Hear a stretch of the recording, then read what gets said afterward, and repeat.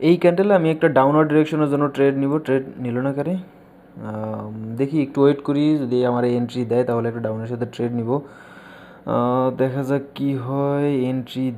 Entry miss হইলে ভাই যে কী যে খারাপ লাগে সেটা বলার বাহিরে। ওকে, আরেকটু যাকে এখান দিয়ে নিয়ে নিই। ওকে, এইবার আমি হচ্ছে ট্রেডটা কেন নিলাম এক্সপ্লেন করার চেষ্টা করি।